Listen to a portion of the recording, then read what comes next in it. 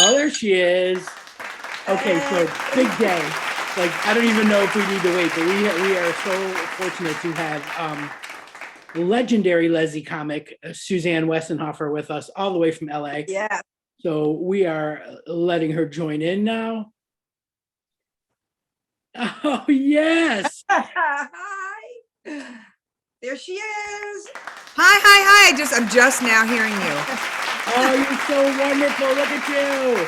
Hi, sweetie. Oh, Hi. I know.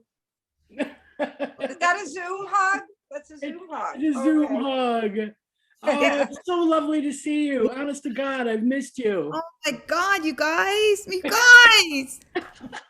I feel like that with almost everyone I talk to, but I mean, definitely people that are other Leslies who are in our world and stuff.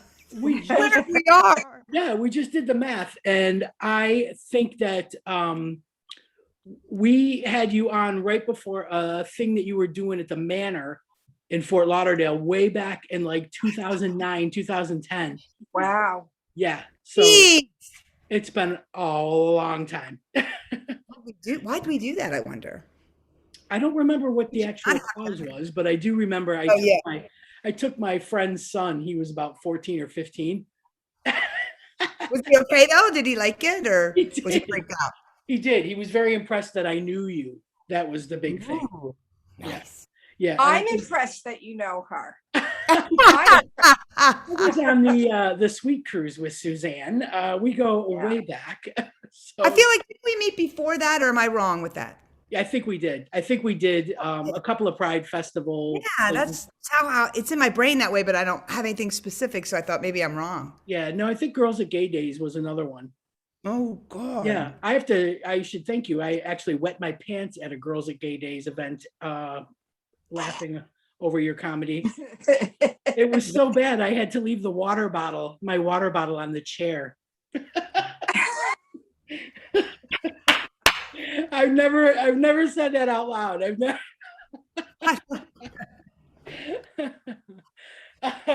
But I feel very fortunate. That's a good story. I have some good stories that people come up to me with, and that's a good one. Yeah, there's one for you. You can put that on your resume. Yeah, right. Make people pee. I'll certainly put it in the show. If I ever do the show again, I'll certainly put it in the show. Even better. I don't think though I think the last time that we were carousing, that I was with Donna at that time, my other podcast host, and I don't think you've had the chance to meet JD. I don't know JD, and if I do or I've met you, I'm like, how can that be? She's unforgettable. She's unforgettable. Well, it's so nice to meet you in person. I've known you for years on TV and watching you in your show. So I was so excited that you're on our show today. Super excited. Even with my glasses on? Right. Should I take them off? Then I have to be like this so I can see. Does that seem wrong? Right there. She's right there. I'm just glad my cat's not doing that right now. I'm so thankful. Oh my God. I don't know where she is. No, I wondered if I was talking to somebody on Zoom about 2 hours ago, and my cats, who don't want anything to do with me, they like my girlfriend, came out and were fighting things they never ever do, and I'm all like, shh. Yeah. I think I mean, she makes a great like, what are you even still doing here? It's been a year. Get out. Mine's still little. My big boy just ignores her, but my little girl is still a little wild, Just getting a soda. That's what I love about these. I love it. I'm having some screwball today because you had shown me the ice cream, Denise. We have like whiskey wars going on. I've got Jameson and ginger beer. Oh yeah. So what time at night is it there now? It's 9 o'clock at night? Yeah, it's 9 here in London. I realized I've lived here in Los Angeles over 20 years, and yet I was thinking it was New York to, East Coast time to London time, and going, oh, it's not that much different. No, but it's pretty different. It's at 6 p.m. to 9 p.m. Big difference. Yeah, it's a hard schedule in you LA people. Oh man. But Well, no, I'm a little bit of a morning person, so I can do it again for you. I tend to be up and like I've done so much already today, and it's 2 o'clock here in the afternoon. Wow. Just- You have to, because the East Coast runs the United States that way. yeah, Right. so true. It's 5 o'clock happy hour here. So that's why I have peanut butter Happy whiskey. hour drinking time. Yeah, it's yeah, we're used to this. We're used Where to did you? What made you guys decide whiskey? Well, we realized we had it in common. When I was in Florida, I went to see JD's new place, and we started sampling all these different whiskeys, and she has quite the collection. Are you saying whiskey including scotches and ryes, or are you No, on it? Nope, only those that are single malt whiskeys. I mean, what do you, or blended? Are you only doing blended? Is there a whole thing? listen, I'm not Dana Goldberg. Does I'm she know always- a lot about this? I know her a long time. I didn't know that. She's a whiskey connoisseur. Oh. We dabble in just about everything because we're fortunate enough to have a house mixologist who educates us a little bit on the difference Yes. and all that. So he keeps us up to date and makes us amazing cocktails and whatnot. But yeah, today was just a straight up Jameson and ginger kind of day, you know. And That's JD, nice. I woke her up with a picture of Screwball peanut butter whiskey ice cream. Jesus. Yeah. Yeah, so I real. gotta look for that. I have to look for that now. I just have know. the whiskey today. Yeah. But So yeah, we partake a little bit during the shows, but we don't encourage our guests to do it if they don't feel like they want to. How do you think you spell connoisseur? connoisseur, Oh. C-O-N-I-S. Wait, now I have to Google it You have- because I'm an I was trying idiot. to text Dana and tell her I'm hearing you're a whiskey connoisseur because I've known her for years. I've never heard this. Oh, I do. Yeah, I think she's like posted some pictures of whiskey. Oh, there you go. CONNOISSEUR. It's a big word. Ugh. Dana Goldberg. Dana Goldberg's the next one we're gonna rope into doing this. Oh yeah, she'll do it. I bartended for 10 years prior to doing stand up. And I mean obviously they overlapped for about a year and a half, but I tried so hard, especially when I first started bartending it, because you've heard of hula hands. Oh, right? yeah. Okay, so that's where I started, but then they moved me over about a year later to another restaurant they opened that was fine dining, seafood, sit down, white table stuff. And we had an astonishing bar. My bar was amazing. And I went to all these classes. I went to classes on Armagnacs and cognacs. Whoa. And yeah, right. And like all on the eau de vies, all that weird stuff. And I tried to learn to drink whiskey because I thought that would be the coolest thing as a lesbian that I could like whiskey or scotch, any of those. Yeah. I can't drink any of the dark liquors. Really? None. I'm like, look, I vomit. I get drunk. I'm not talking like a half a bottle. I'm talking like 2, 3. Yeah. And I don't like it. I was never able to make myself like it enough. And I tried all kinds of things. And I wanted to be the kind of girl who could go walk into a bar and say something like, yeah, can I get a cutty, little water back, please? Yeah. Right. Right? I thought I would be so chill. And I'm such a fucking white girl in that I still prefer vodka over everything. I feel like that about gin over here because the Brits love their gin. Oh, they love gin. And I can't unless it's like a flavored gin. Okay. I even went to like we went to a gin tasting And sometimes that helps, right? That's what I was trying to do. it was just everyone. I was just like, nope, tastes like celery. Nope. Yeah. Well, if you're like me, I got sick on gin once, but the reason I don't drink it is because I don't like the smell or taste of the juniper. Yeah, it's a little burny. Yep. It's perfume. It tastes like perfume. Right. I don't really know much about gin. I'm more of a whiskey girl because playing in the bars. Were you a musician? Yeah, I'm a musician. Oh, okay, I And know this. back when I was playing in the bars, Yeah. I was always drinking a beer because a lot of times I played in bars. I didn't want to drink out of the glasses because it was questionable how well they washed them. So Oh, I yeah. love a beer, right? So, That's so but you, then Jay. Judy, the girl that I was doing a duo with, one day got a Jack Daniels, and so Oh, there it goes. I have a phobia of using public restrooms. So if you drink a lot of beer by the Gotta end of use the night, them. right? Yeah. So That's perfect though for you, right? yeah, so they send us up 2 shots of Jack. And I'm like, Judy, why have I been wasting my time with beer all this time? When one little, I don't have to worry about the bathroom.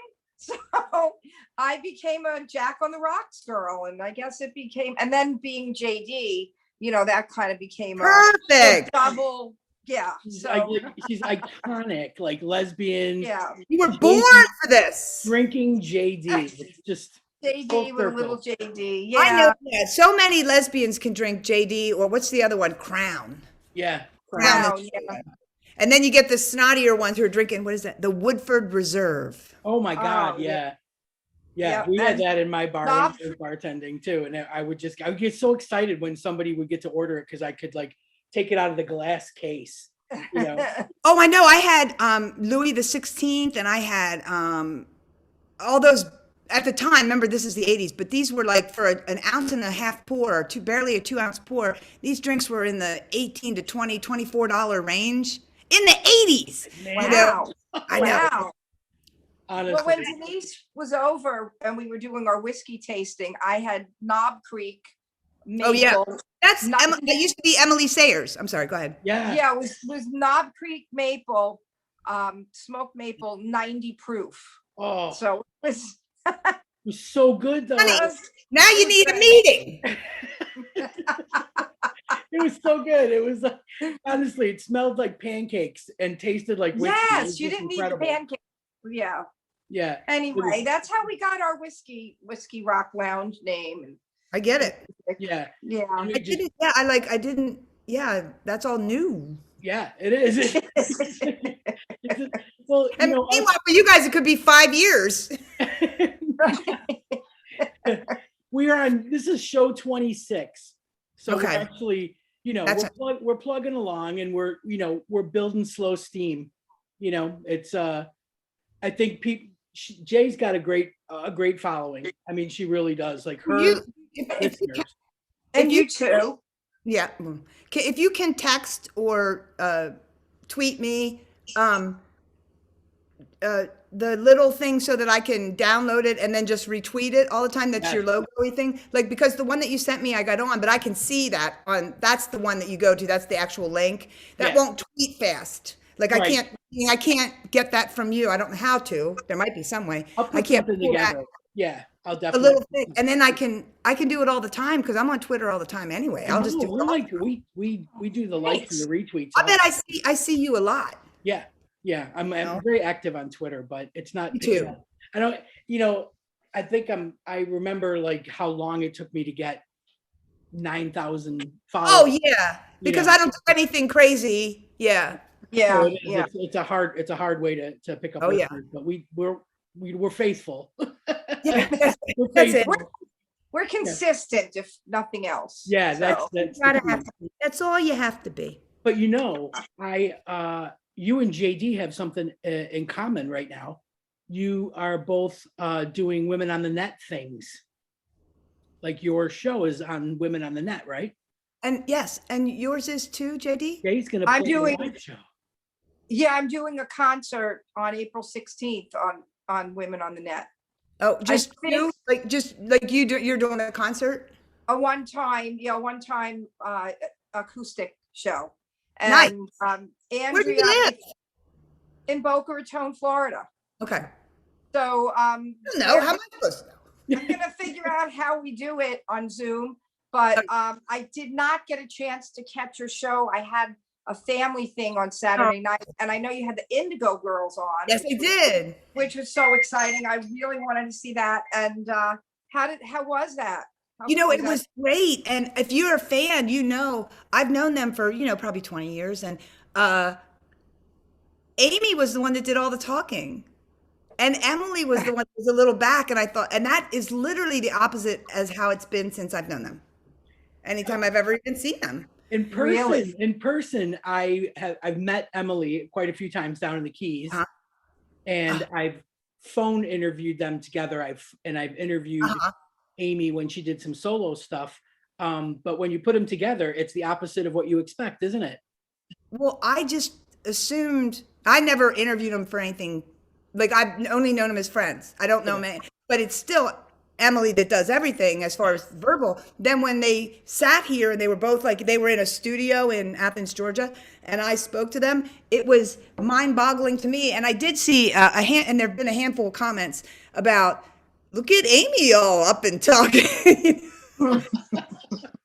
Because and I didn't know how well it would be because I think I spoke to him for like 30 or 40 minutes. And what's funny about it is also I mean, in general, that's not their thing. They don't love that kind of thing, like No, talking they're and not being in surprised. Yeah. that way, you know what I mean? Yeah. But they did really well and they seemed to be enjoying themselves and things I've never done a talk show, but that's totally my wheelhouse. That's where I could be and I want to be. But the first show was Martina Navratilova in was it December last year. Oh, She was awesome. I've known her too. We've been good friends for over 20 years, and so which is weird. Weird. I laminated photos of her and carried them, put them in my little thing when I gave people their check. You know how you have that little thing at the bar. They would get men. It was men all day because I worked the morning, afternoon happy hour shift, and they would go like this because they'd been flirting with me for an hour. right. So who's this tennis player? Oh my God, that's the love of my life. You know what I mean? Subtle. Oh no, I used to tell people I got not in trouble. I didn't get in trouble. That's the good thing. They tried to make some people from Kansas City, Missouri tried to get me in trouble, but it didn't work because that's where the home office for Houlihan's is. Because people would walk up to the bar and sit down, and I would say, "Welcome. Okay, so I'm queer. What are you drinking?" And it was 1983. Yeah, that was Yeah, that's yeah. that was brave of you. I was a very arrogant and very not scared little, my 20s with gayness. I was so like, fuck you then. Yeah. Yeah. It's so weird. I remember like not to in the 90s and 2000s. I think it was like because I was a late bloomer. Jay was a late bloomer. And when you start you get into your community and you're so comfortable and it's like your little bubble and you don't think about anything outside of that bubble, So I lived in Coral Springs, like near where Jay is, but down where the manor was, that was the gayborhood. That was gay section. So kind of like you had to on your way home, almost like on the radio, just turn yourself down because you're going to the suburbs. Turn it down, on the way there, crank it up. Yeah, I've been very lucky, and I think I'm pretty sure it's in my DNA because I know my mom and my father. That I never, I've never been in the closet. No, I think I remember you saying that. No, I mean, certainly for my career, but I mean, in my life, I literally had sex with a woman, figured it out. I'm 19 years old. Days, if weeks or days, I go home from college to my mom for Thanksgiving break, and I go, "Mom, I'm a lesbian." And let's establish where you're from. Let's establish 1981. where you're from, though. Oh, Lancaster County, Pennsylvania. Right. So how was your mom with that news? How did your mom? Well, and I've talked about this in my show. I had put my mom through. I was the third of her daughters, and she was a single mom in Lancaster County, Pennsylvania. And my sisters didn't do anything. Like they went to school, got B's and A's, you know, just never broke a law rule, never dated a boy. They never cut a class, never argued with a teacher, like nothing. And I came along and I was just like, you know, my mom was like, what the fuck? What happened here? And she's got us by herself. It's back when there didn't used to even be something called daycare. That wasn't even a thing. Right. Right? And trying to work. She always worked 2, 3 jobs. She's so tired. You could just see it all over. And I am just like this hyper, moving, loud, trying to get attention. Come look at me. And when I was 14, I started having sex with the guy who lived across the street who was 41 and married. Oh. And we got caught, and he, yeah. And so there was, and the town was only about 10,000 people. So everyone heard. So that was a big, ugly nightmare. And then when I was 16, my perfectly age appropriate boyfriend and I got pregnant, because the first guy had been, circumcised. So I wasn't in the practice for using birth control. I didn't even think, I forgot to think about it. I knew, but I fucked up. And so, but then I had an abortion. I was 16, and my older sister that was right when she was getting super religious. So she told all her religious friends in town. So they told her. So that now the town, this is absolutely true.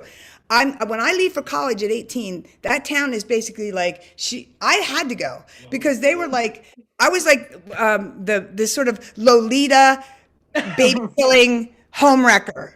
You had the A on your shirt. Oh my God. On my forehead, on my shirt, on my butt. Oh my God. They were like, good riddance, man. So, and then I used to say, because the true story with my mom is I sat her down. I told my mom and I are always been very close. We're super close. And so I sat her down, I tell her the whole thing. And she looks at me and she goes, I said, Mom, I'm a lesbian. And she goes, that might be best. There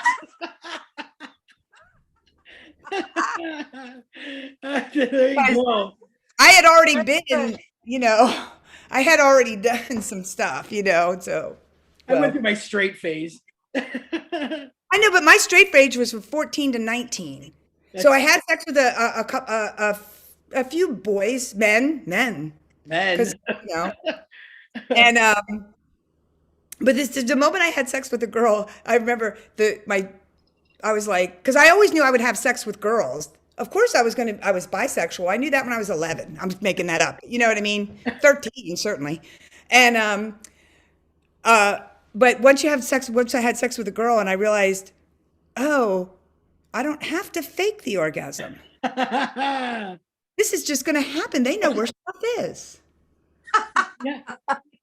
Yeah, this is way better. Yeah. Suddenly, a preference was born. Yeah, exactly. And that was that. And that was Right? that. Yeah. And we're done with the boys. But it was it was such a different thing. It was so amazing. Like I was just like, girls are better in all ways for me. Like I knew it right away. And I was just like, oh yeah, I'm good. This is where it's at. Yeah. Yep. Is it your sister too, right? Yeah. Excuse me. I have 2 older sisters. My oldest, 4 years older than I, she's a virgin at 64. Ooh, now you know. And super Christian and weird. She's weird. And now not even realizing it, she's becoming one of those QAnon people because Oh no. Because of Facebook. Because they all are, without realizing that's what it is. And my middle sister, who's 2 years older than I, she's a lesbian, and she's been married to her partner for like 26 years. Wow. Oh, Wow. she had sex with one guy when she was 19, and they were together a few years. Then he died because he was significantly older as well. Not that we weren't all searching for daddy, because my dad left us. I was 2. And then I took her on an Olivia cruise. She realized she's a lesbian. And meanwhile, I'm like, I thought she was a lesbian when I was like, seriously, like 12 years old, because she was afraid of boys and very, very shy. So she didn't speak to anybody, but she liked sports on TV. Right? And because we were a super femmy girl family, 3 girls and a mom, all doing full makeup and hair every single fucking day, Right. every day. But she realized she was a lesbian, and I thought she had been because she had played field hockey. She always had a special girl that she loved, but wouldn't. I don't think she could figure out what it was, and until that guy died, when she was like in her 30s. And then I took her on a Libya cruise, and she was on the ship. I'm not making this up. About 8 minutes, and she turned to me and goes, "I think I'm like you." Right? And I'm like, "You?" She looks like me. We're blonde, blue-eyed. I'm like, "What?" You know what I mean? And she goes, "I didn't know what she even meant." And she's like, "Don't tell anybody yet. I don't know, but I think I am lesbian." And I'm like, "Well, fucking duh." But, I didn't say that. I was like, oh no, oh no. And then, of course, I promptly got up that night and was doing a show. And she says, "Don't tell anybody." I promptly get up and go, "Well, my sister thinks she's queer now. She's on the ship." Day one. We have 6 days on the ship. So she was popular. Yeah, probably she got her to dance all the time. popular, yeah. Oh my God.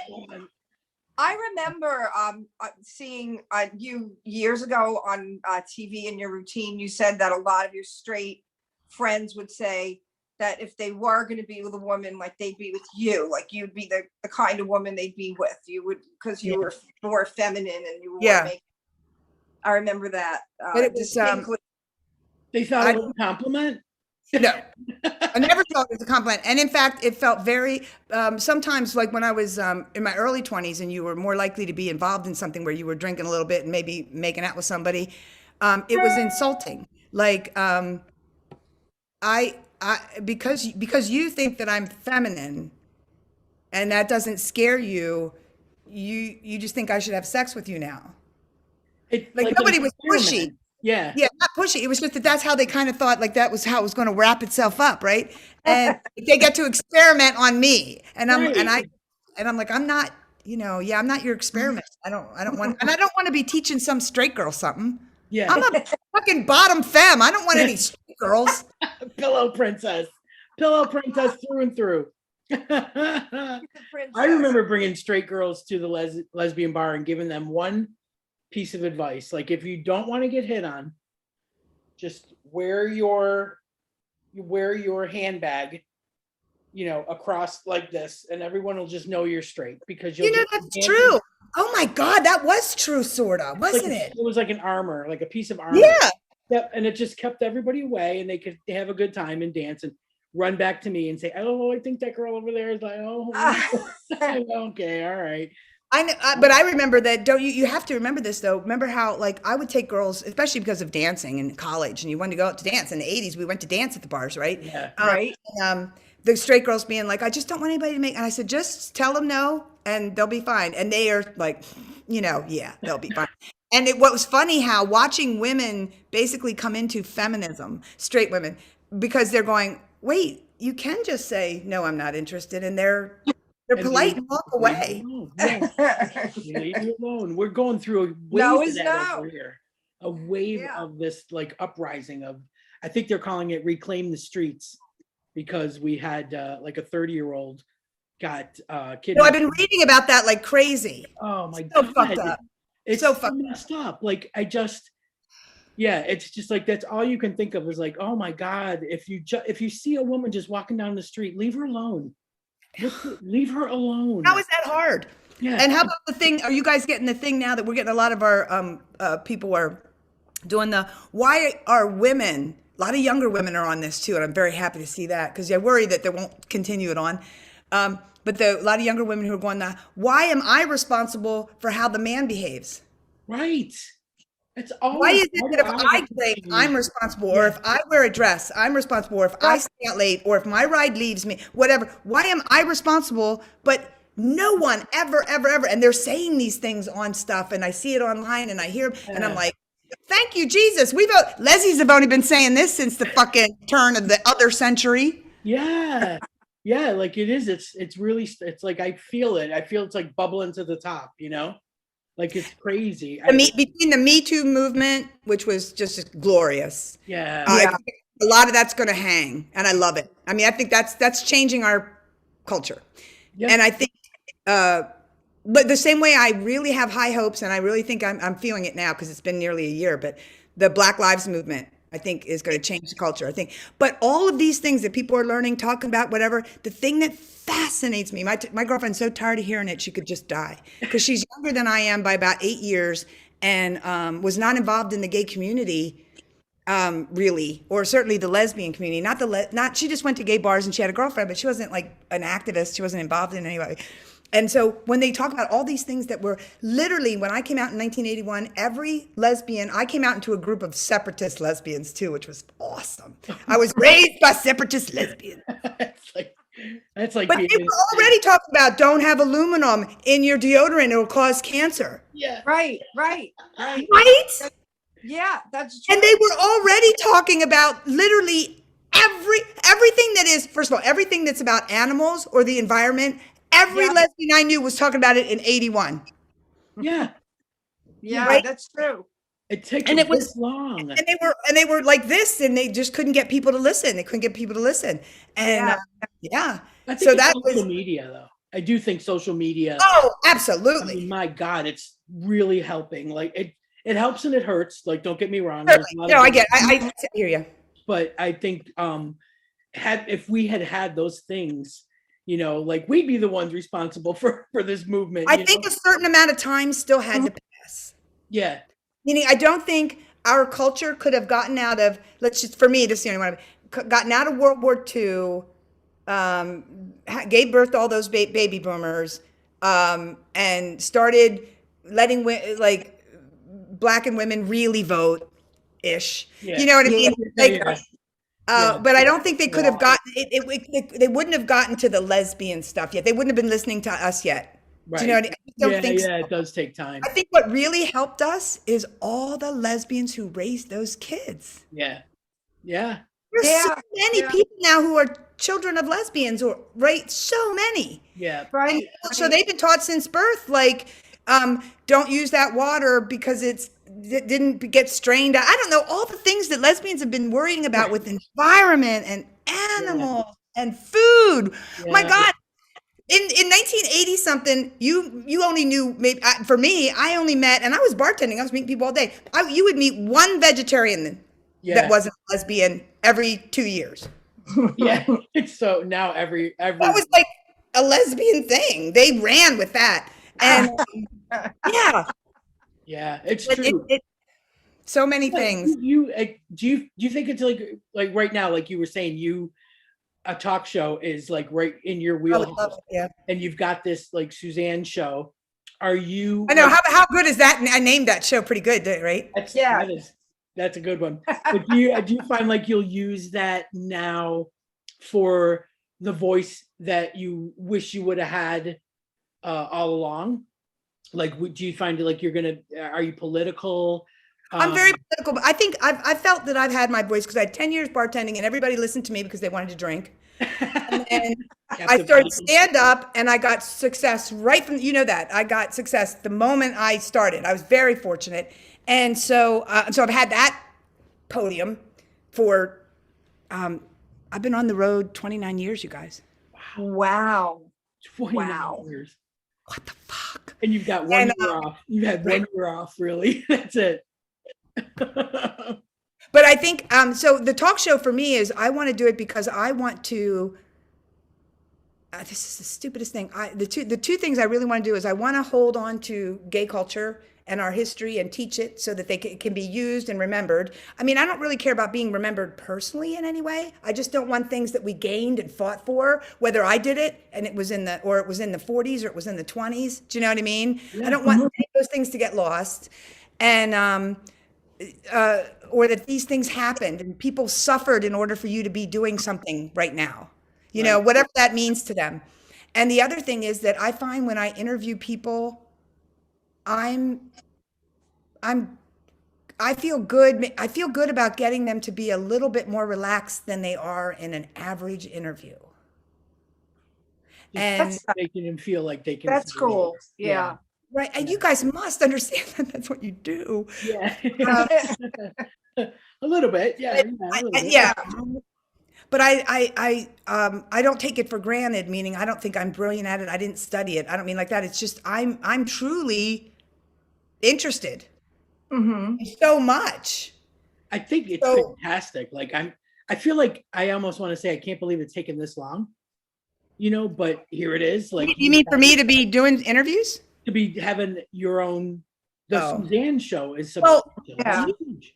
Denise, I don't know if you know this, but I had that all not complete, not all the contracts weren't signed and everything. We were just getting ready to sign all the contracts for me to have a cable late night show in the mid 90s. Yeah. They were going to try it, and it was a big production company. It was one of the ones that does like Oprah or one of the big names. Not, I don't know if it was Oprah's company, but you know what I mean. Yeah. And but when Ellen DeGeneres came out, all of the entertainment field basically went, "Whew, okay, we have a lesbian, check. Yeah. Ah, Now we don't need any more. We're done. Woo, you!"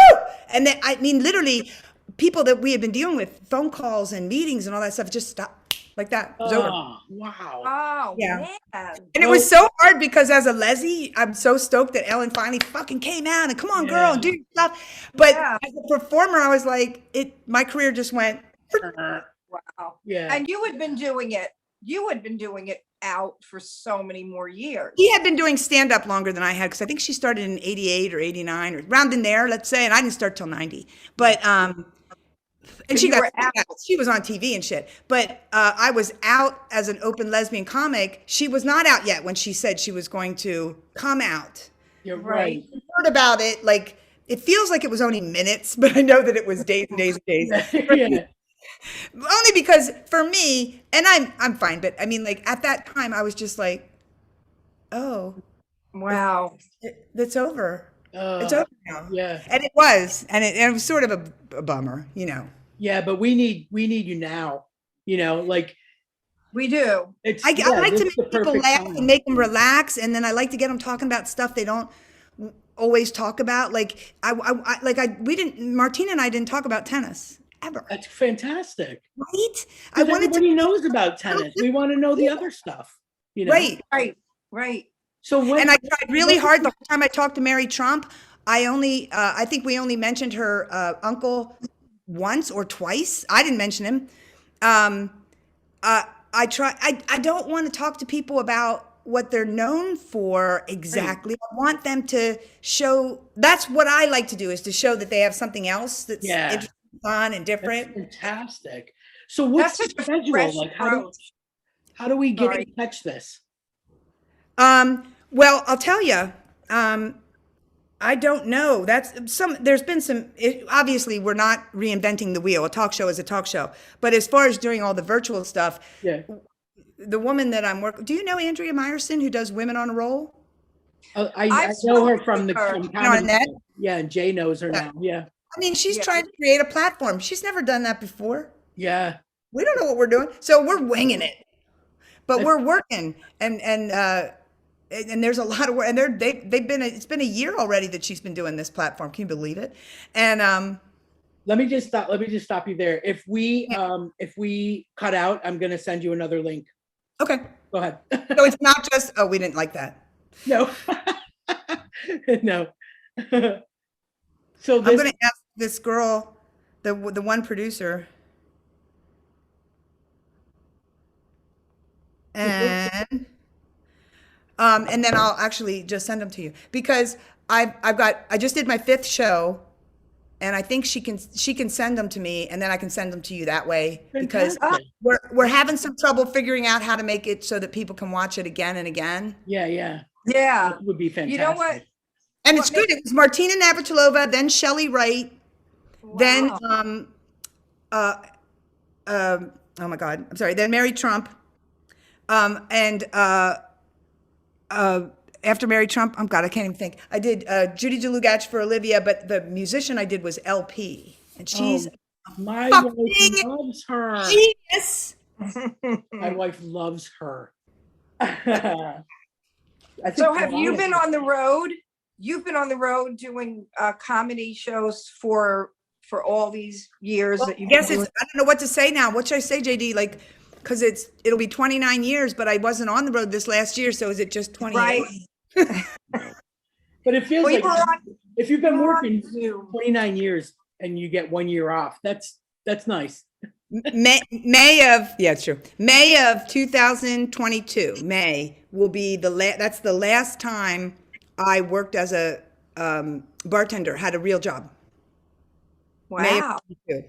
So everything now it's awesome. Since May of 92, I've made my entire living on stand-up. And I didn't That's amazing. I didn't live off anybody. That is amazing. Incredible. I'm very proud of It that. really is. You It's- should yeah, be. and you should be. Yeah. Exactly. It's just this year's like thrown everybody for such a loop. You know, like the virtual, having to do everything virtually and meetings. Which is horrible for comedy. It's a little tough, you know, the delay and timing. Yeah. Brutal. And they're not there. There's no, we need the electricity of the energy of the people.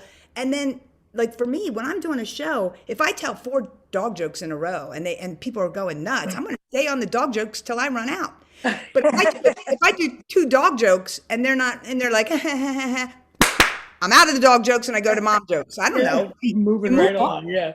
It's But true. when you hear nothing afterwards, you have no sense of, well, now, is that something I should continue to explore? Is that funny? You don't know any of these things. How is the lockdown or social distancing situation right now in California? Like, are things opening Well, up for there- shows or clubs for You know, people? JD, there's a couple things. The first thing is we closed down in California pretty much 100% by March 13th. Could even have been the 12th, but I think of 2020. I mean, shut down. And I live a block from Sunset Boulevard. On that next morning, I walked up to Sunset because the town, it's not loud like New York City, but it's still loud 24/7. Yeah. Yeah. And, so I walked up the street to Sunset Boulevard and looked down on whatever that was, like a Tuesday morning, right? At 8 a.m., no cars anywhere, no one on the street, Wow. Hollywood Boulevard or Sunset Boulevard, no human being. I took pictures because I was like, is this the end of the world? And we've been pretty much that way until really just days ago, where they've been easing us back into some stuff. And when I say days, it could be even 20 days or more. But I mean, because they tried to get us into the next level of opening up, the first level of opening up, basically. Yeah. And it's so different. And my girl and I are having a hard time with, for a year, we have really been doing the lockdown. Yeah. Yeah. We haven't been kind of doing it. Or like in Florida, where when Martina came here, I had her, she was the only person we've had in this house for a year. Wow. Except, Wow. yeah, came and cleaned something on my fireplace like a month ago. But, she lives in South Florida, and she was just like, when I landed here, I just couldn't believe it. There's nobody here, and everyone's wearing a mask. Everyone, like even the hookers. And the hookers came out after like a couple of weeks, but they're wearing the freaking masks. And so respect. But Right. and I was like so freaked out when she was telling me how it is in Florida. And then since then, I've been talking to so many different people in different states, and what we've been going through here in California is no freaking joke, man. Yeah.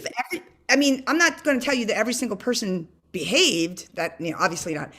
And of course we have the pockets of the white privilege, the Orange counties, the Sacramentos. There's little areas where all the wealthy whites live, and you can't tell them what to do. Yeah. What a nightmare they are. But and now it's like we are starting to open up, and we're opening up very slowly, which is great, because seriously, after a year, I was afraid to go to Martina's hotel in Santa Monica. Like I hadn't been around more than like 3 people who were socially distanced from me. Right. In a year. Wow. Super huggy, you know what I mean? And I can't even imagine what introverts are going through. Honest to God. See, I think it was so different for us because, like Denise told me, how the lockdown, I think, still is so, blocked. Yeah. So In England, right?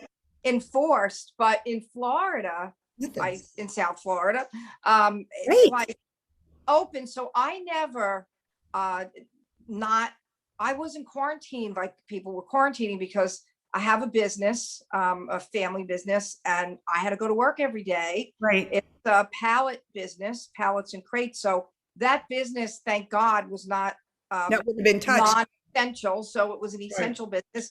Right. So from that perspective, that was good. But I couldn't quarantine like I really would have liked to, being a germaphobe anyway. I was always saying, I've been in training for this my entire life. I know exactly what to do. I Like my had all girlfriend. stuff, but I had to still go. And then where I live is kind of in tourist area, because I live up by the beach. So I'm getting aggravated seeing everyone coming in, because we were allowing that. The governor was allowing people and things to be open. Yep. And like I said this like a million times on the show, they're doing conga lines with no masks, at having live music outside the restaurants right down the street from where I live, and I'm like, that was too much. Like, to me, it was just too much, because people were coming here because of the weather, and because we weren't in such a forced lockdown. Open, no mask And mandate.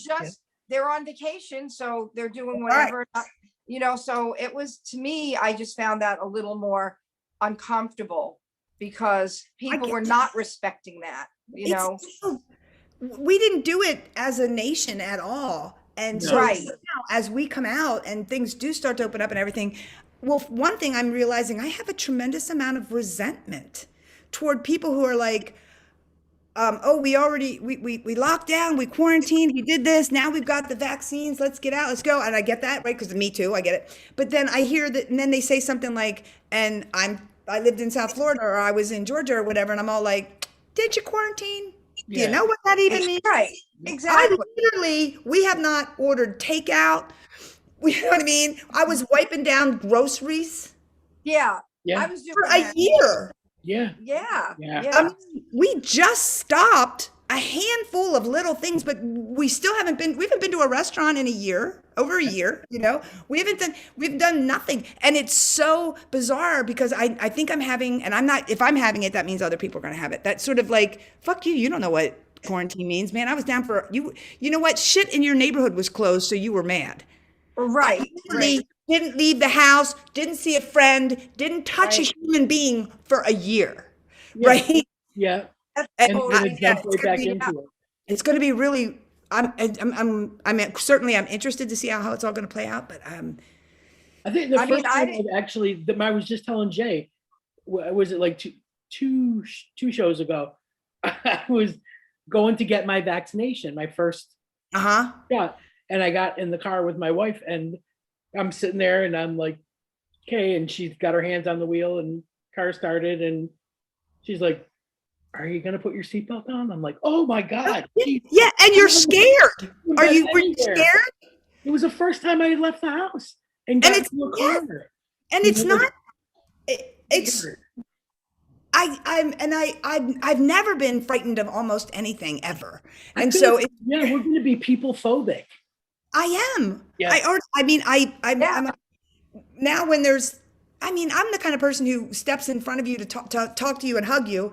And then all of a sudden I'm going to be the kind of person who's going, there's two people there. Yeah. Right.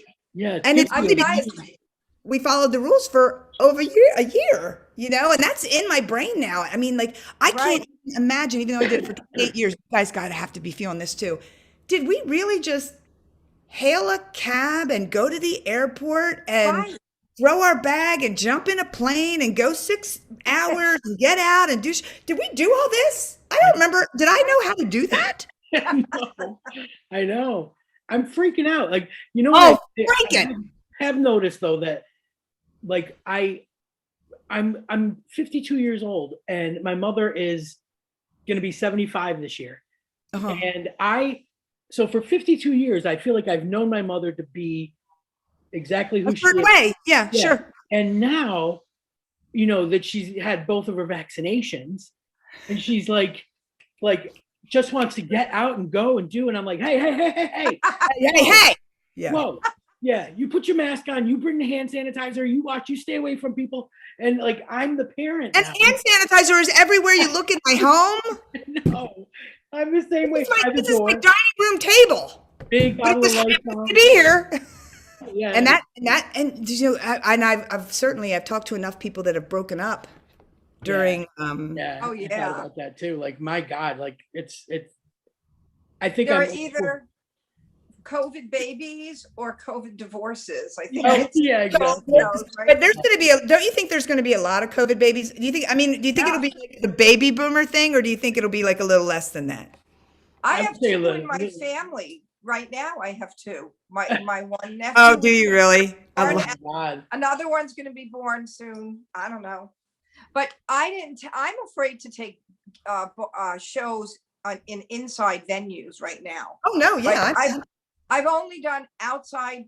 I've done very few anyway shows. Oh yeah. Hey, listen, I've done only we're doing outside. I'm doing the studio with Andrea Myerson and the Women on the Roll thing, but it's Andrea's house. And I know Andrea's being safe. My God, she's a nightmare with it because she's a Yeah. germ. But because you germ people, yeah, my girl's a germ person too. And I'm like, everybody needs to calm down. Right? Let's take that part down. But that's the only time I've been in that it isn't this house. You know, like I've been going to the grocery store for the last like about a year.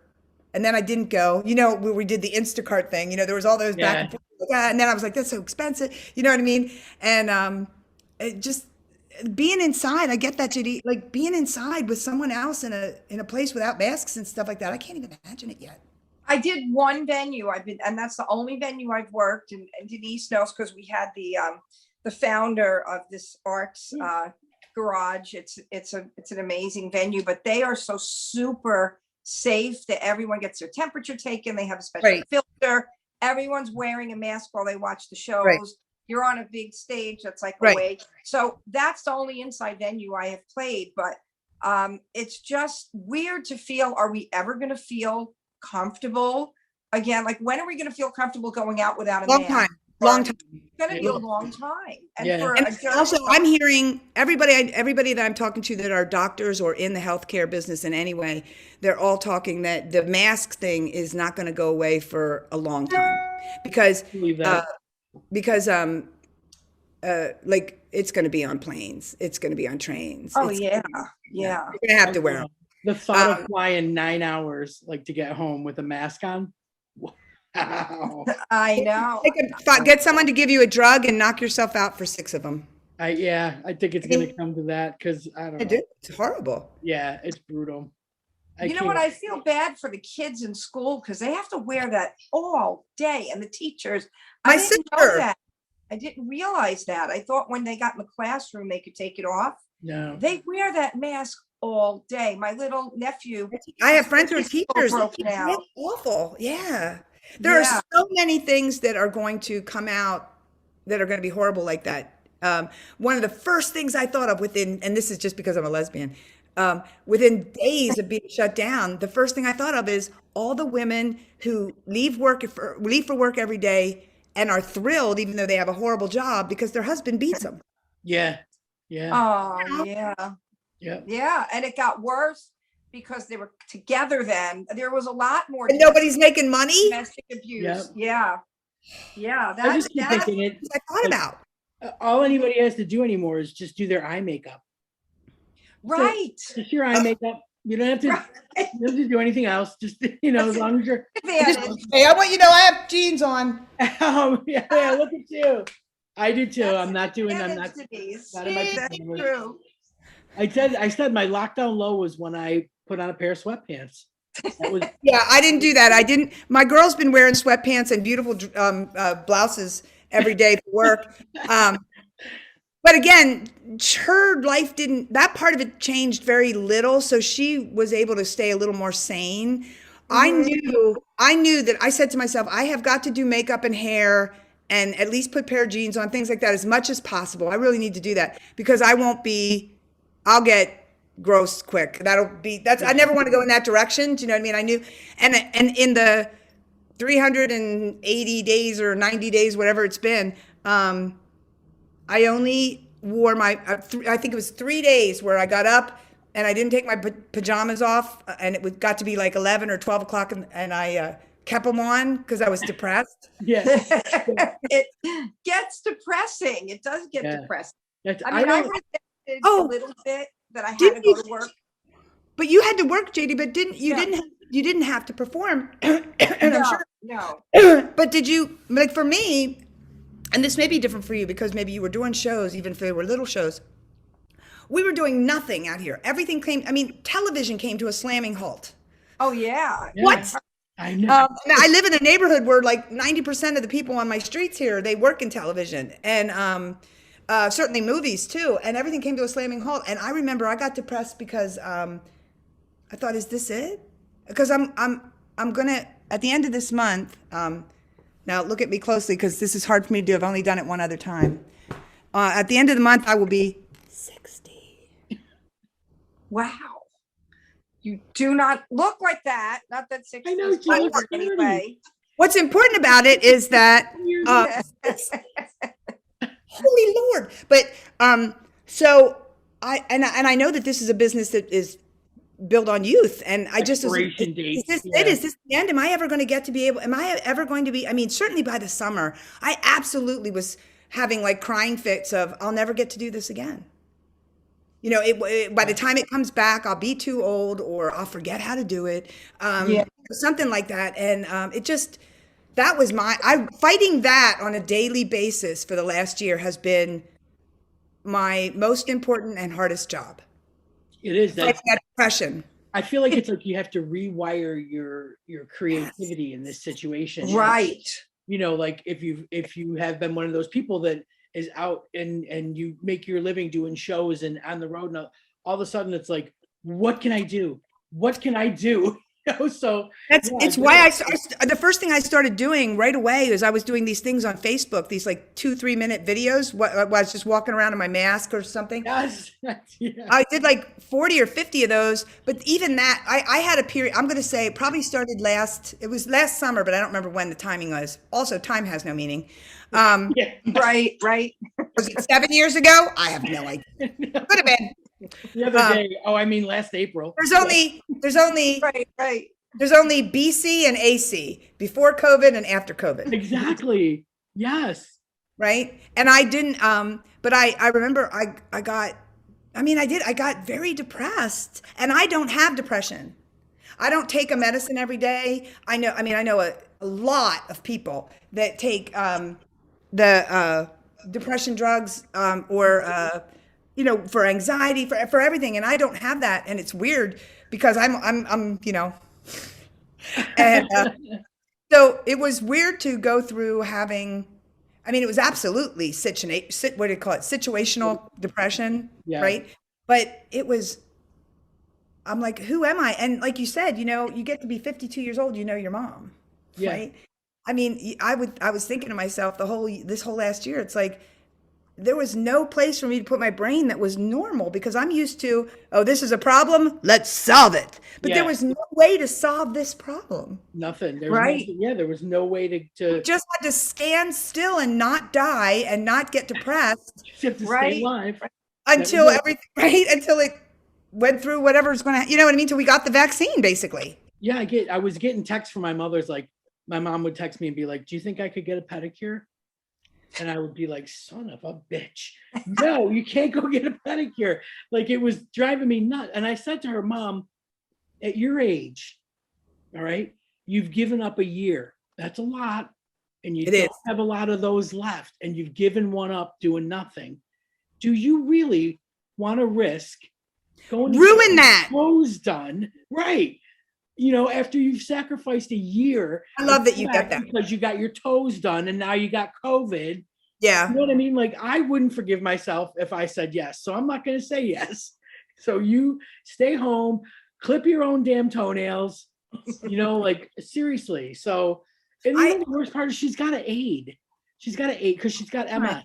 Do it. Have her help her. That's what I said. I'm like, stop making her make Caribbean jerk chicken because she makes it so good, and tell her to cut your toenails. Like, come My on. mom, who's 87. My mom was 87 in June. She's Yeah. friends with the 70-year-olds, and told me after the fact when she went out to lunch. Oh, I went out to lunch, but they went to a place outside by the Cove, you know where the Cove is. Oh, yeah. And she tells me it was very busy. This was when things opened up again. As soon as they opened up, it was very busy, but no one was near us. And I'm like, she tells me after the fact. So what are you going to say, right? So yeah, this is, meanwhile, this has been it's like wrangling. true. Well, one of the other things is, of course, one of the things I thought of when you were saying it is not only could you get it yourself after being such a good girl for a year, how I would not be able to live with myself if I gave it to someone because I stepped out before I was vaccinated. Can you imagine? And they died or had some permanent thing? Yeah. How do you go on with your life? Who are these people who are so willing to risk that? It's nuts. I can't wait to get my second one, only because for that reason. Yes. You know, like I feel like I will be safe, you know what I mean? And I would still wear the mask and everything. Of course. Those few little freedoms that it allows you, like it's just a peace of mind. Like I won't have to, there were certain stores I wouldn't go to that are like Oh my God, yes. There were certain ones where they wouldn't wear a mask, but they wore the little thing that said, I have asthma or whatever. And I'm like, everybody in this store can't have asthma. It was a Turkish place and they didn't want to follow any rules. None of the employees wore them. And I was like, well, I'm not going there. Like, not going there. But I will go to a place that has plexiglass in front of the tills and the masks on. Like that, I feel better. Right. Yeah. Right. I mean, everything about it is like, I've been taking, you know, I'm not, but I did think I've tried to do all the stuff that we're supposed to do too, like tried to write a book. Learn another language. Yep. Trying to be better, keeping my journal, trying to lose weight. Oh, everything. I have not achieved one fucking thing. This is it, Jay. This is what I achieved doing this podcast.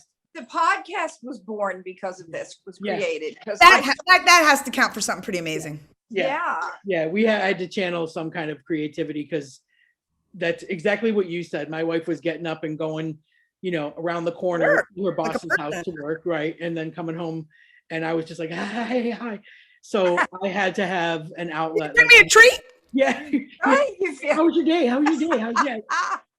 So, you know, I was cooking my ass off and you know, gardening and stuff like that, and like all things I don't normally. I have cleaned. I've always been I'm a clean freak. I'm a neat girl. I'm OCD, but I have cleaned. And I realized, and this is the sad part, you know, I've been doing this for a year, right? I realized maybe a month and a half ago, after all this time, that to me, a clean house is the way it looks right after you're done cleaning everything. And I have because I've traveled for the past 29 years, I have no sense of that. No, Suzanne, as a matter of fact, and I've always lived with someone, that there'll be days in between where it'll be a little or a little messy, or that might not be exactly smeary, might be smeary or something, right? And I couldn't accept it. It took me up till seriously, like barely 2 years ago, because a year ago, I was trying to keep the house 24/7, 7 days a week, looking like it had just been cleaned. Me too. Also, I live in a 100-year-old house. It's a wood house. It's called a Craftsman, and it was built in 1918. And so when the sun comes up, as it does every day in California, a layer of dust just films on the house every single day. Right. Every single day. And I was going, I just dusted. It took me forever to figure out why that was happening. And then I'm cheap. I was poor. I was a poor. My family, my mom and my sisters and I, we were really poor. And I learned all the stuff that you're supposed to. You know, you learn everything from your mom about how to save money when you're poor, right? And one of the things that I learned is, you know, coupons and wait until things are on sale, and what they call lost leaders. Learning about what lost leaders are in a grocery store, so that you go in there and just buy those things because they're way cheap, and then leave. Don't buy anything else. But I know all these things, and. So we got this shower rinse. You spray it in your shower after you're done, and it keeps it so that you don't have to do the big clean of because it keeps it from forming funguses or the hard water. And all that. Yeah, right, keep all that away. So I got that, and I ran out. And of course, all the grocery stores are out of almost everything that was cleaning. Right. And and so when I went to go and order it from Instacart or Amazon, probably, Yeah. Instead of being $4.99, it was like $9.99. And that pissed me off so much. 'Cause that's like nearly double, yo. Yeah. Right. Yeah. Right. It's more, okay. So, and I was like, what the hell's in that makes it so expensive? So I'm Googling what's in it. And then I stumbled across some chick who's like, I make my own shower rinse. And I'm like, oh, how's she do it? Because normally I don't even look at those things because I'm like, I'm not going to sew for 48 hours and then, do it yourself stuff, right? I like fast, but I'm patient about that. I started making my own shower rinse. And then I started making, when I ran out of foaming hand soap, Yes. because it wasn't even available. Again, I figured out that that's just the top, and so I learned how to take that off and clean it out and did all that. So now I make my own foam soap, which is like $1 compared to what you're paying for it. Isn't it nuts? Then I started making my own lavender linen spray that my girlfriend loves.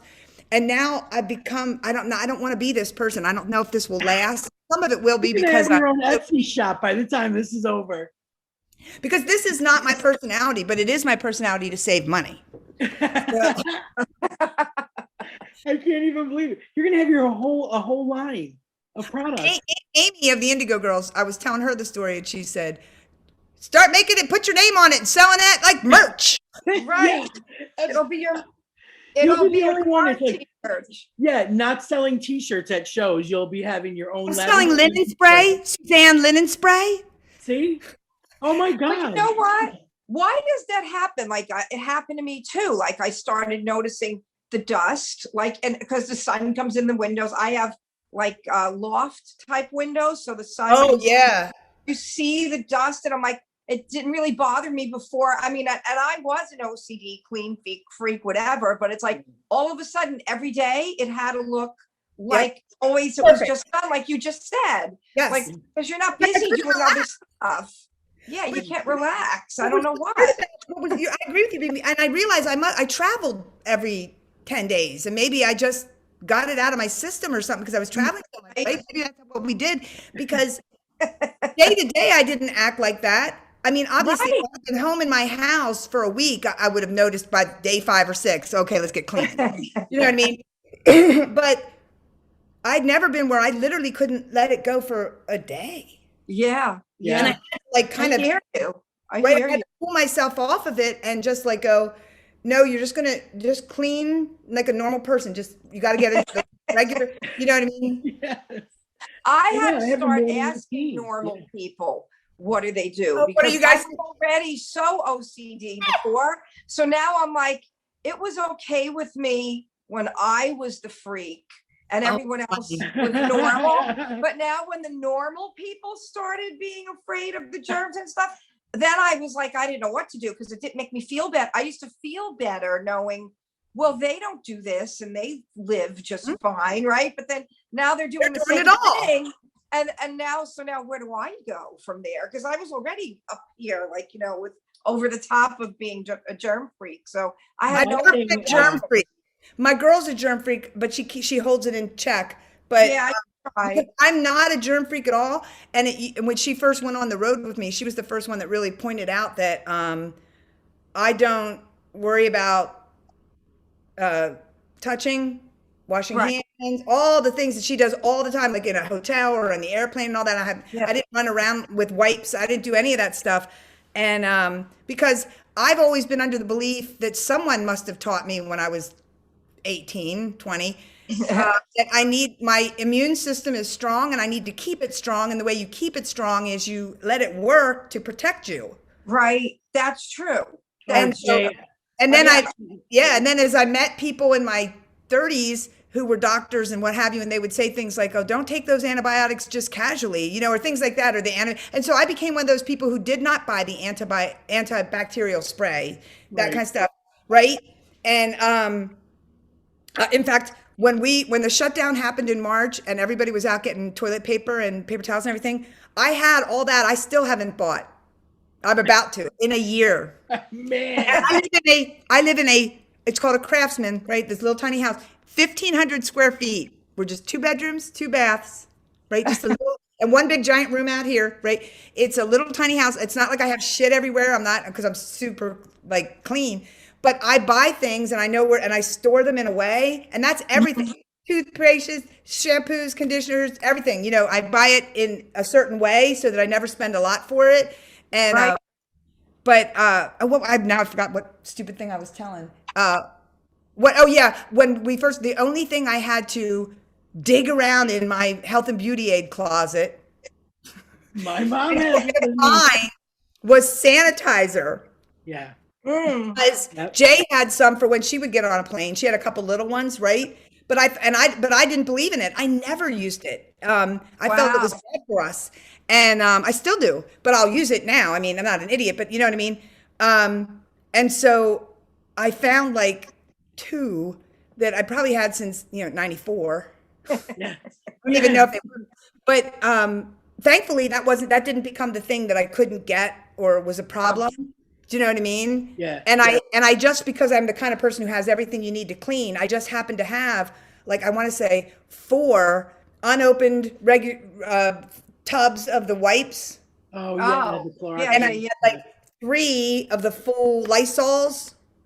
So Yeah. I was ready to go that way, and then but I wasn't.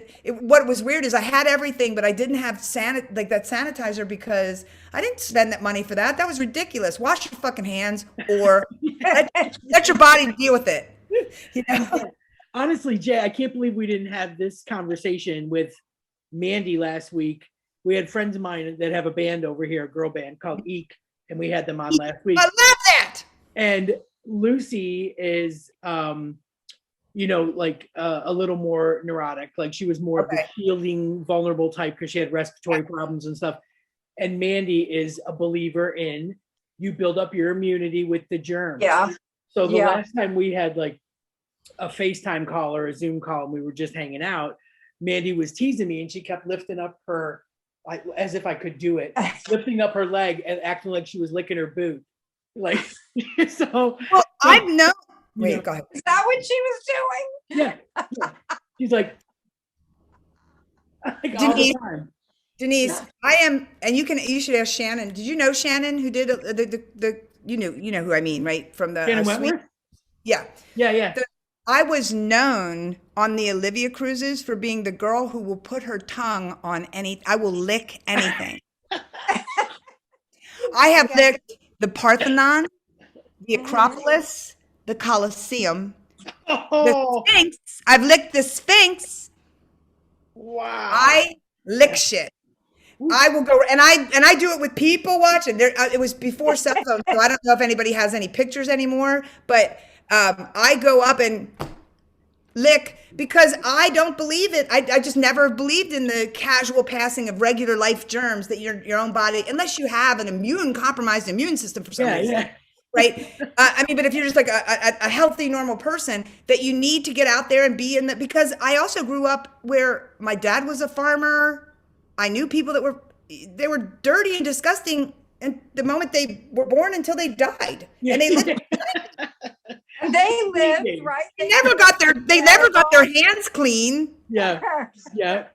And you would go right from having your hand inside a cow to like eat the sandwich. I saw it. I saw it a million times. Yeah. So you have to, right? Wow. Yeah, that's So a I new have level no of jerk growth. thing. It's one of the things that Janine and I it's gonna be funny when we start traveling again together, because it's always been a thing where she's just kind of like we've lived together 8 years. We've been together 10. She was living in Boston when I first met her. I had to talk her into coming out here, which is not hard when women get older and it's so fucking cold in Boston. Yeah. Are you sure you don't want to live in Southern California? Oh no, you're right. Boston is so much better. Listen, I know you have to stay in because there's 6 feet of snow, but it's like 65 degrees, so I am going to put the heat on here. Right. Yeah, that's brutal. Right. But it's going to be weird. I'm interested to see how we'll turn out, because in the years we've lived together and traveled together, I know that she's taken a deep breath, like whenever I'm doing something that has to do with cleaning or dirt or you know what I mean, or and going, you know what I mean. She would have wiped that all off, Yeah. and Right, that's me. That's and me. maybe put a little witch hazel on after. Yeah, Right. sprayed it a little. Yeah, Jay, totally. we used to I travel get with the Clorox spray, remember?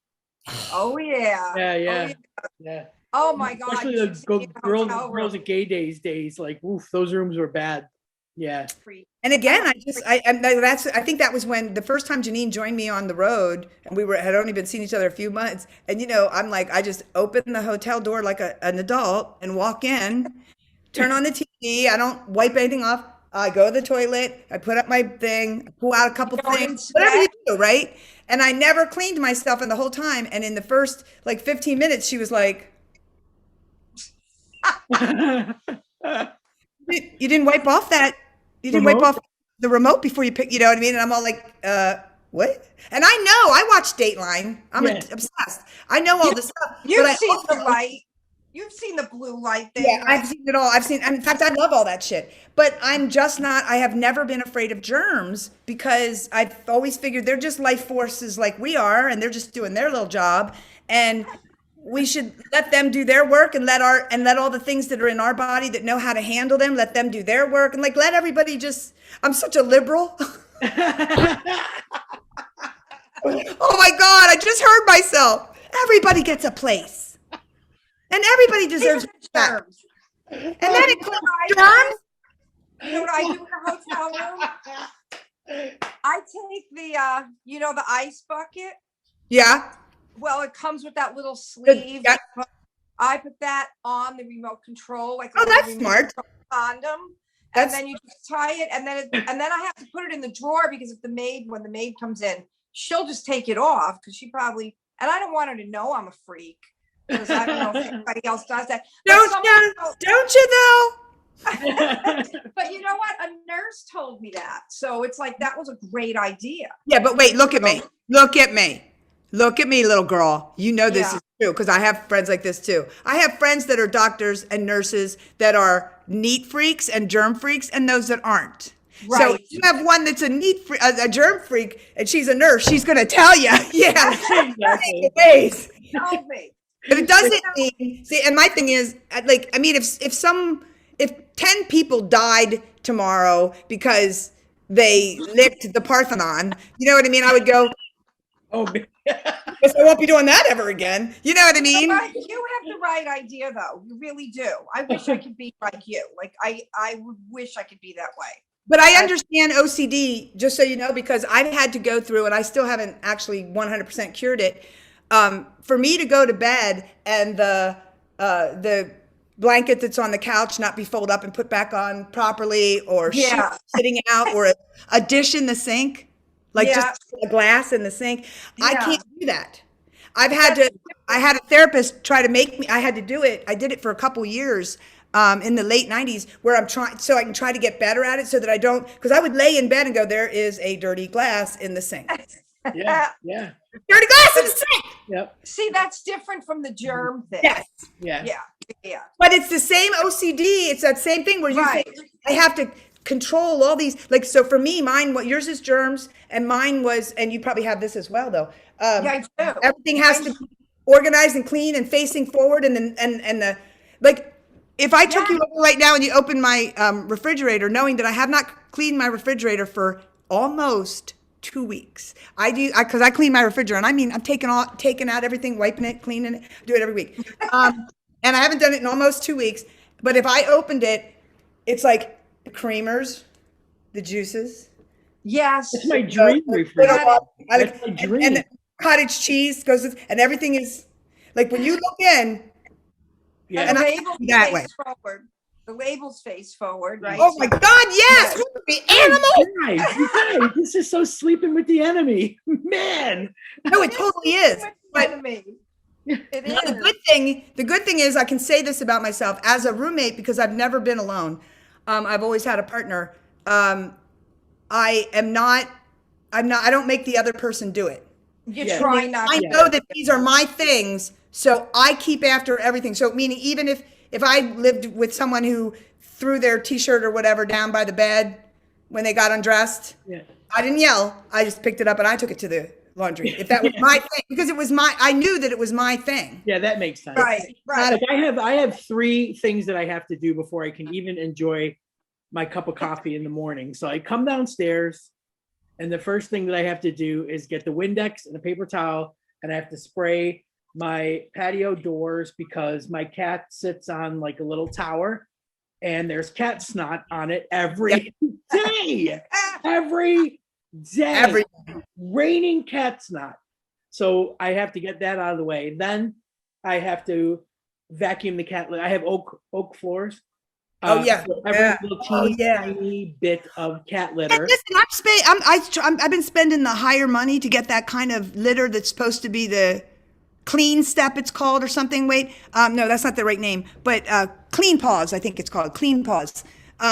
Fresh Step makes it, and it's called Clean Paws, and it works a lot better than the others.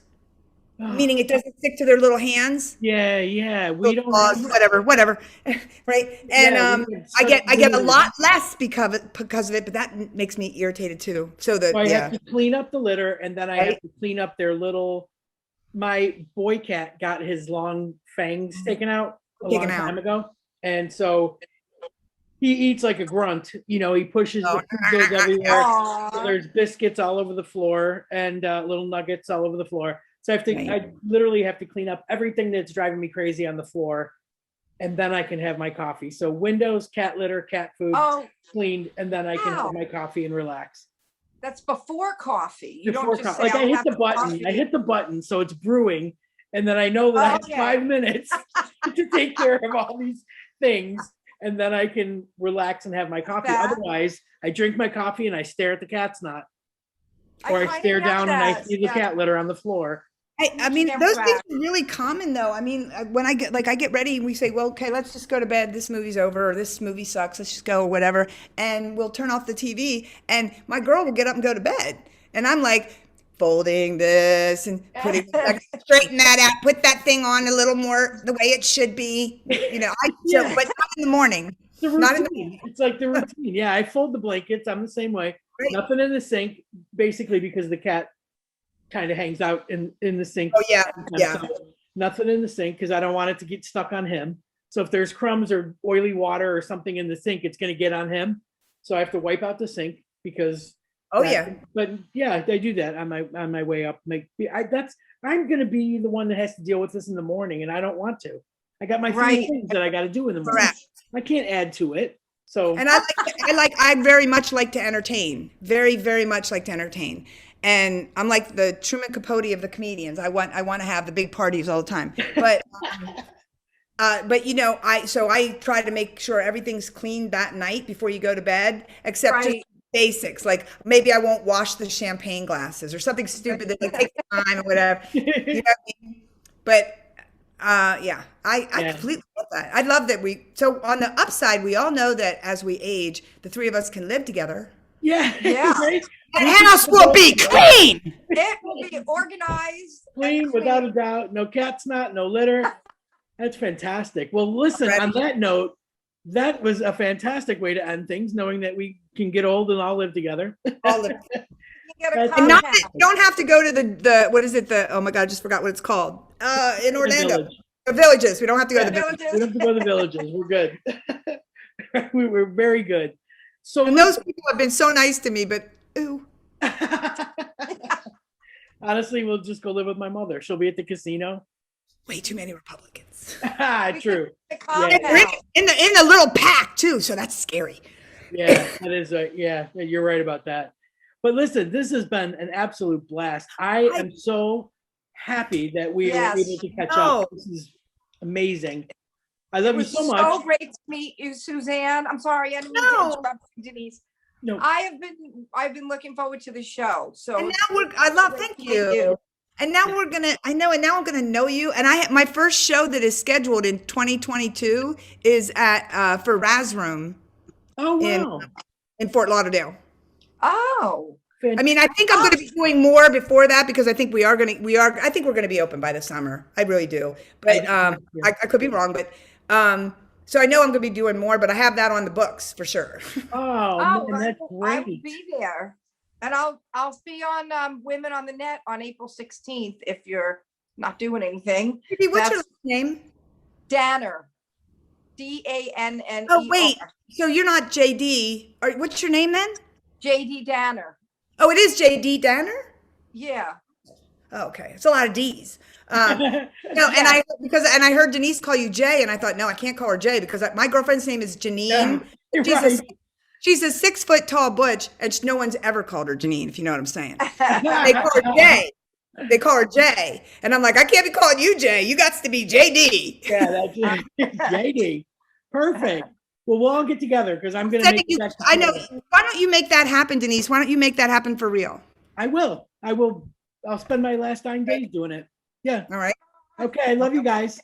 Love you. Be safe, be healthy, be happy, and spread nothing but joy and love out there because they need it. We I all love need it. you, you little liberal. I love you, you little liberal.